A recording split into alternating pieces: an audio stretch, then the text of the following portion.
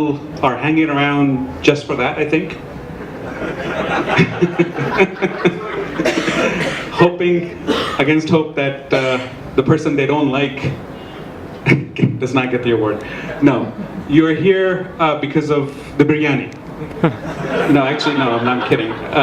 You're here because this is the first town hall, right? And given that it was the first town hall, you saw some rough edges, right? The speeches were a bit too long. Every word was parsed several different ways. Every word was read, which was not needed. It was not crisp. It was not concise. It was not entertaining. You guys were yawning. People were taking bathroom breaks. Anyway, that was the good part. But in all seriousness, listen, what I just heard was simply marvelous, right? So it's a testament to you all. Your managers, your leaders came here and presented. What I want to talk about is a little more at a macro level, right? A little more deeper than what you just saw. I want to talk about purpose. Right? What is your purpose? As you're thinking about what is your purpose, right? What is your purpose? You're thinking, my purpose is to keep a job, earn some money perhaps, right? That's what you're thinking. But if you look at the overall life of a person, right? You're born. For the first few years of your life, you're basically just wanting cuddly things, warm things, being close to your mother, right? That's your purpose, being close to your mom. And when you grow up a little bit, your purpose is just to have fun. You don't want any responsibilities. You want to sleep late. You want to get up late. You want to just play with your friends. And then responsibility gets added. You have to go to school. School has homework. And then you go to high school, then you go to college, and those responsibilities increase. The pressures on your life, on your mental, status, right? Those pressures increase as you grow older. You graduate out of college, you get your first job, additional pressure, right? You have your parents, you have yourself, you have a job, your mom is yelling at you, the people on the streets are yelling at you, everybody's yelling at you. And then you get married. And your life is over. No. You get more responsibility. You get to share your life with your loved one. All right? But there's also responsibility, added pressure. You have to get a house now. Right? You have to earn more money. And then you have kids. Then your perspective changes. What is your perspective at that point? Your perspective is to give your kids a better life than what you had. Right? That's your perspective. And then as these things are happening, you're growing older. You're slowing down. You're not taking the stairs. You're taking the elevator. Right? By the time you reach the 5th floor or the 4th floor, you're out of breath.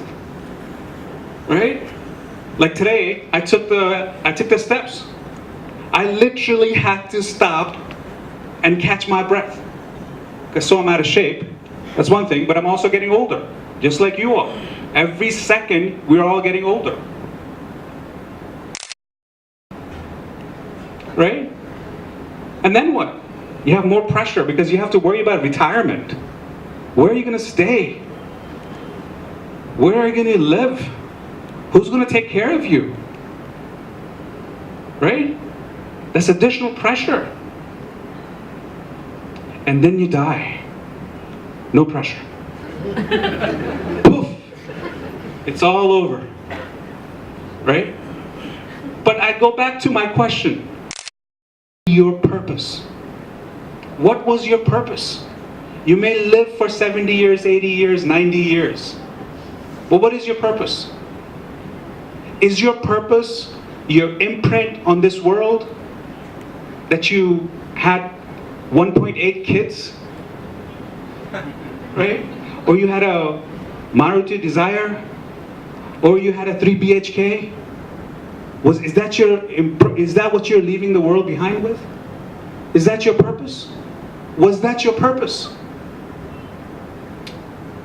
Then what is it?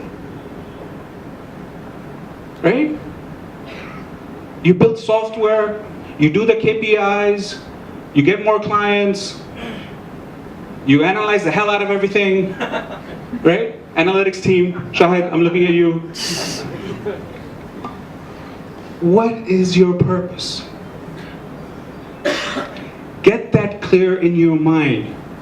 I see people here that are of all ages, all shapes, all sizes, mostly. But what I'm saying is, every one of us has to have a purpose. And I'll give you 3 specific guidelines in terms of identifying that purpose. The first guideline I would tell you, don't pay attention to me, pay attention to yourself. Pay attention to what you're doing. If you're reading a book, pay attention, read it. Enjoy the book. Books are lovely. If you're drinking chai, enjoy chai. Pay attention. If you're eating biryani at Paradise, pay attention. Enjoy every single morsel. If you're spending time with your kid, pay attention. The kid wants your attention. If you're spending time with your mom or your dad, spend time. Don't be distracted with all the gadgets that we all have. Pay attention. You will be richer for it. That's my number 1 guideline. Number 2 is you can only do number 2 if you're doing number 1. You are not gonna suffer if you are helping your spouse in the kitchen, or in the bedroom, or in the house, or getting groceries. You should strive for excellence. Be with him or her. Pay attention. And then strive for excellence. Be the best husband, or be the best wife.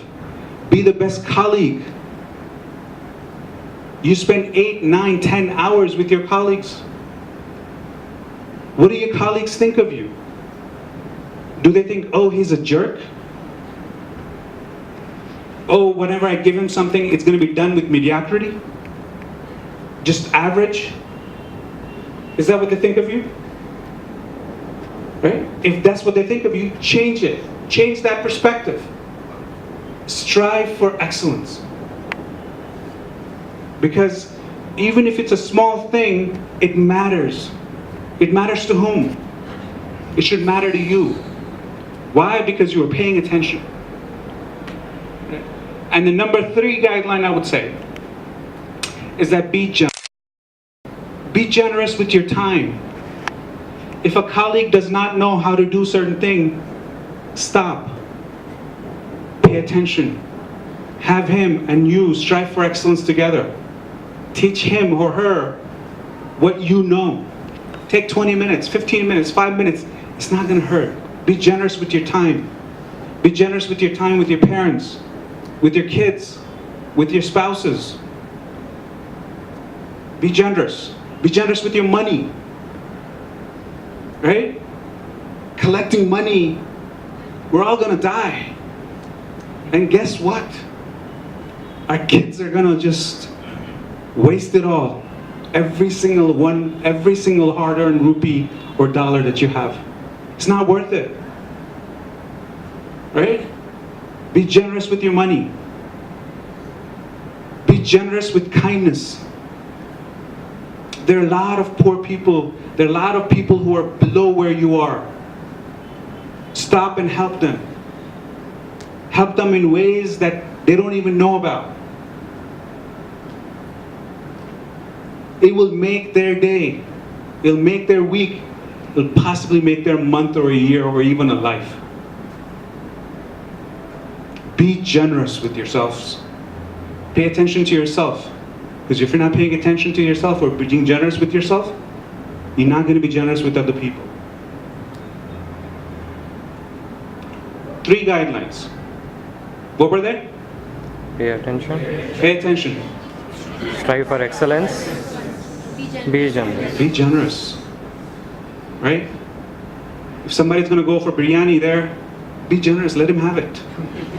No big deal. I'm sure there's more upstairs. I hope so. Yeah, exactly.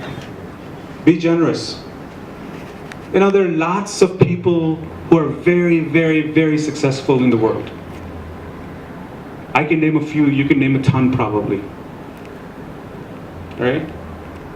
The 3 that I normally refer to is Einstein, Steve Jobs, and Bill Gates.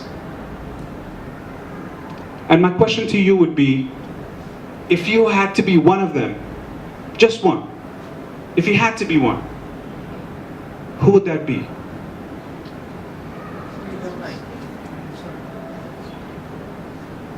Who would that be? Einstein. Einstein? Steve Jobs? Bill Gates? I didn't hear Bill Gates. Anybody want to hear Bill Gates? People are not happy with that's why. They're not happy. You know, all 3 of them did amazing things. They strove for excellence, but not all of them paid attention. And not all of them were generous. The only person that meets all 3 criteria is Bill Gates. Einstein was a jerk to his wife, to his kids, to his family. The human being he was. But he created a wonderful product that we all love. Bill Gates created a wonderful product. He pays attention. He's been married to his wife forever. He takes care of his kids. The kids are grown now. And he's very, very generous. I'm not a Microsoft fan. Don't get me wrong. I'm an Apple fan. But if you look at the human being, Bill Gates as a human being, as a person who's going to have a very positive impact, eradicating diseases around the world with $500 billion endowment, that's something. Right? That, ladies and gentlemen, is who I want to be when I grow up. Thank you so much for inviting me, and you have a wonderful town hall.